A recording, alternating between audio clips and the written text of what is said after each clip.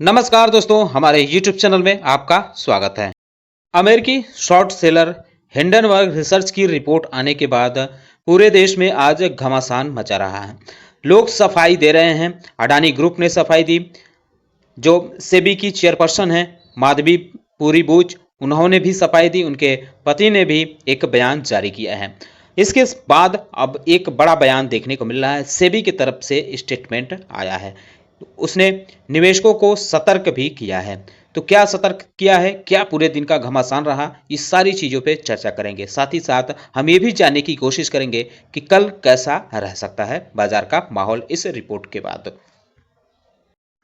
Hindenburg research की जो दूसरी रिपोर्ट आई है अडानी ग्रुप से जुड़े मामले में, उसने जो भी आरोप लगाए हैं उसके बाद निवेशकों में एक डर सा पैदा हो गया है कि सोमवार को कैसा रह सकता है हमारे बाजार का चाल। इसी बीच सेबी ने एक एडवाइजरी जारी की है। रिटेल इन्वेस्टर्स के लिए ये एडवाइजरी जारी की है। सेबी ने कहा है कि किसी भी तरह का फैसला सोच समझकर ही लें। उसने ये भी कहा है कि इस रिपोर्ट को लेकर, यानी जो हिंडनबर्ग रिसर्च ने रिपोर्ट जारी की है उसको लेकर पैनिक न हो, शांति बनाए रखें, कूल रहें। शेयर बाजार नियामक यानी सेबी ने यह भी कहा है कि जिन शेयरों को लेकर हिंडनबर्ग रिपोर्ट आई है उन शेयरों में शॉर्ट पोजीशन होने की संभावना बच सकती है। हालांकि सेबी ने यह भी कहा है कि उसने कई मामलों में अडानी ग्रुप के शेयरों की जांच की है, जबकि कुछ अभी बाकी हैं। सेबी ने यह भी कहा है कि जो उसके प्रमुख हैं माधवी बुच, उस पर भी उसने सफाई दी है। उन्होंने कहा है कि जो हिंडनबर्ग ग्रुप रिसर्च ने अडानी ग्रुप से जुड़े जो भी मामले में गंभीर आरोप लगाए हैं माधवी बुच पर, उसको लेकर उसने कहा है कि सेबी प्रमुख ने समय समय पर सभी ज़रूरी खुलासे किए हैं और हितों के टकराव से जुड़े मामलों में पहले ही खुद को अलग कर लिया था। उसने कहा है कि जो अडानी ग्रुप के जो भी मामले हैं उनमें से 24 जो मामले थे उनमें जांच होनी थी। इनमें से 22 मामलों की जांच हो चुकी है, जबकि 2 में से एक की जांच मार्च 2024 में पूरी हुई थी और एक फिलहाल बची हुई है जिसमें जांच अभी चल रही है। साथ ही ये भी कहा है कि जिन जिन मामलों की जांच या ऑडिट पूरी हो चुकी है उनमें कानूनी लिहाज से कार्रवाई भी की जा रही है। दरअसल जो हिंडनबर्ग रिसर्च की रिपोर्ट देखने को मिली है उसमें ये आरोप लगाया गया है कि REIT नियमों में जो भी बदलाव किया गया है वो ब्लैक स्टोन को फ़ायदा पहुंचाने के लिए किया गया है।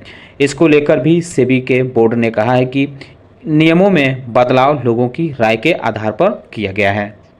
ट्रांसपेरेंसी के मुद्दे पर भी सेबी ने कहा है कि उसका जो भी टेक्निक है, जो भी तंत्र हैं उसमें ट्रांसपेरेंसी है, क्योंकि हम किसी और को नहीं बस केवल और केवल निवेशकों को फ़ायदा पहुंचाने के लिए ही काम करते हैं।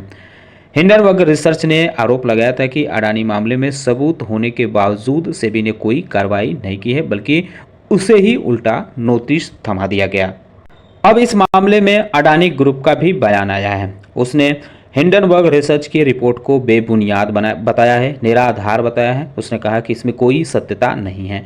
अडानी ने यह भी कहा है कि हमारी प्रतिष्ठा को नुकसान पहुंचाने के लिए जानबूझकर यह प्रयास किया गया है और जो भी व्यक्तियों से, यानी इस रिपोर्ट में जिन व्यक्तियों और मामलों का उल्लेख किया गया है, बताया गया है, उनसे उसका कोई व्यावसायिक संबंध नहीं है। हम पारदर्शिता और सभी कानून और रेगुलेशन की आवश्यकताओं जो हैं उसको पालन करते हुए काम कर रहे हैं। उसने ये भी कहा है कि विदेशी होल्डिंग संरचना पूरी तरह से ट्रांसपेरेंट है।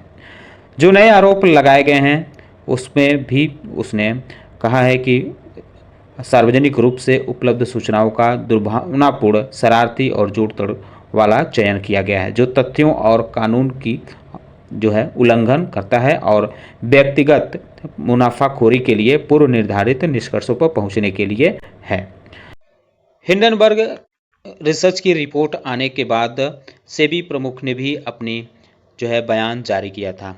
साथ ही साथ उनके पति धवल बुच ने भी अपनी प्रतिक्रिया थी। दोनों लोगों ने एक साथ बयान जारी किया था और कहा कि यह दुर्भाग्यपूर्ण है कि हिंडनबर्ग रिसर्च जिसके खिलाफ सेबी ने कार्रवाई की है और कारण बताओ नोटिस जारी किया है, उसी के जवाब में चरित्र हनन का प्रयास किया है। यानी उन्होंने सीधे सीधे आरोप लगाया है कि जो हिंडनबर्ग रिसर्च ने रिपोर्ट जारी की है वो सेबी प्रमुख के चरित्र हनन का प्रयास किया है और उनके पति धवल बुच के भी चरित्र हनन का प्रयास किया गया है।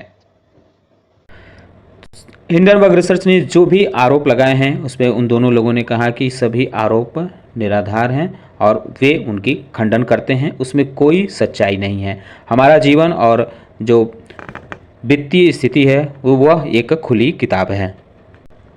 उन्होंने ये भी कहा कि सभी जो आवश्यक खुलासे हैं, जो ज़रूरी खुलासे हैं, पिछले कुछ सालों में सेबी को पहले ही बताए जा चुके हैं, यानी किए जा चुके हैं। हमें किसी भी और सभी वित्तीय दस्तावेजों का खुलासा करने की कोई हिचकिचाहट इसमें नहीं है कि वे नहीं करना चाहेंगे। वे कोई भी वित्तीय दस्तावेज है उसका खुलासा वो करेंगे, जिसमें वे दस्तावेज भी शामिल हैं जो उस अवधि से संबंधित हैं जब हम पूरी तरह से निजी नागरिक थे। ये सेबी प्रमुख ने कहा है। जब उन्होंने कहा कि जब हम सेबी प्रमुख नहीं थे उस समय की भी वो दस्तावेज है। इसके अलावा पूरी पारदर्शिता के हित में हम उचित समय पर एक विस्तृत बयान जारी करेंगे, उन्होंने ऐसा भी कहा है। इससे पहले जब रिपोर्ट आई हिंडनबर्ग रिसर्च की तो पॉलिटिकल जो है वो भी पॉलिटिकल मामले में भी काफ़ी हंगामा देखने को मिला है। आम आदमी पार्टी के जो राज्यसभा सांसद हैं उन्होंने इस रिपोर्ट के आने के बाद केंद्र सरकार सेबी अध्यक्ष और पीएम मोदी पर परम मित्र पर हमला बोला है। उन्होंने कहा कि देश के हज़ारों करोड़ रुपए डूब गए। मॉरिशस में फर्जी कंपनियां बनाकर हज़ारों करोड़ रुपए पूंजीपति मित्र ने निकाले हैं। जाहिर सी बात है उन्होंने केंद्र सरकार और सेबी को लेकर अडानी ग्रुप पर हमला बोला है। उन्होंने प्रधानमंत्री से इस्तीफा भी मांगा है। संजय सिंह ने यह भी मांग की है कि जो नई रिपोर्ट सामने आई है उसके बाद उन्होंने कहा है कि जो सुप्रीम कोर्ट ने इस मामले में अपने फैसले दिए थे उस पर फिर से विचार करें। हिंडनबर्ग रिसर्च की रिपोर्ट आने के बाद न केवल आम आदमी पार्टी ने बल्कि कांग्रेस, टीएमसी समेत कई विपक्षी दलों ने भी सवाल उठाए हैं। टीएमसी की जो सांसद हैं महुआ मोइत्रा, उन्होंने कहा कि सेबी के चेयरपर्सन का अडानी समूह में निवेश होना सेबी के लिए टकराव और सेबी पर कब्जा दोनों है।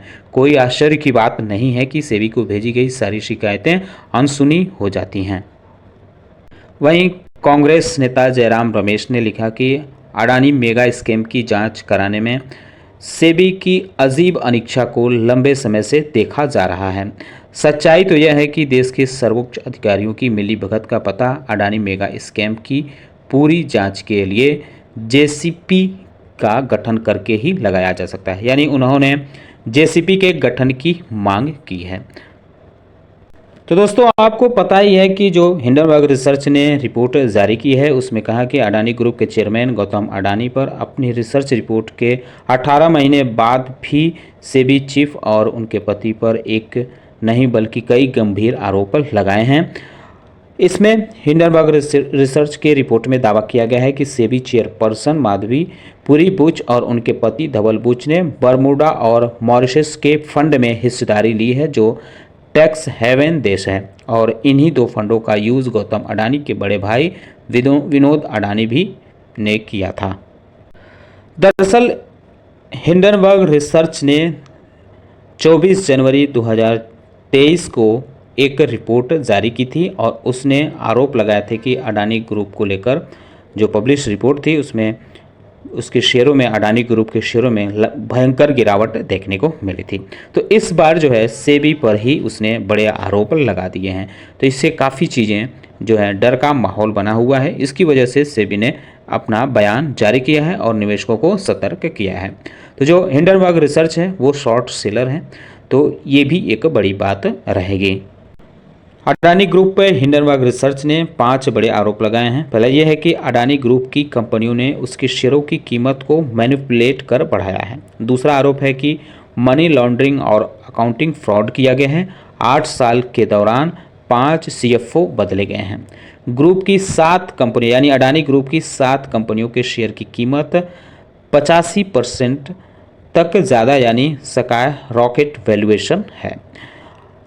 चौथा आरोप ये था कि अडानी ग्रुप पर 2.20 लाख करोड़ का कर्ज है, ये उसकी कंपनियों की हैसियत से ज़्यादा है। मॉरिशस और दूसरे देशों की कंपनियों में पैसे भेजे, उन कंपनियों ने अडानी के शेयर खरीदे। ये भी आरोप हिंडनबर्ग रिसर्च ने 2023 में लगाए थे।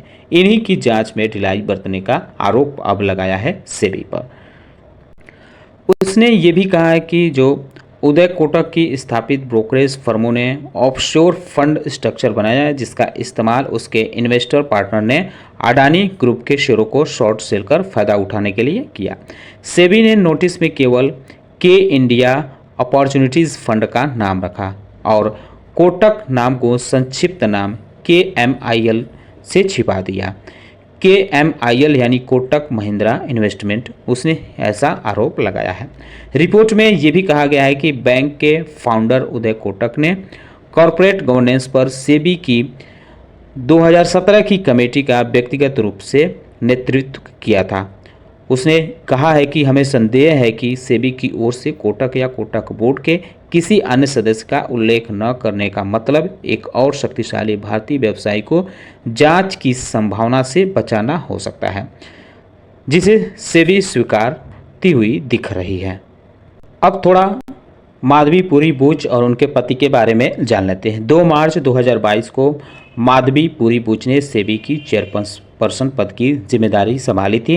इससे पहले वो सेबी की पूर्णकालिक सदस्य रही थीं और बाजार नियमन, निवेशन प्रबंधन और IT संबंधी विभागों में कामकाज देखती थीं।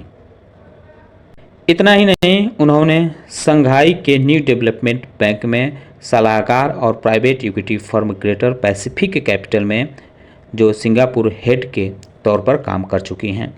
माधवी पुरी बुच ICICI सिक्योरिटीज़ की MD और CEO रहने के साथ ही ICICI बैंक के बोर्ड में एग्जीक्यूटिव डायरेक्टर का भी पद संभाल चुकी हैं।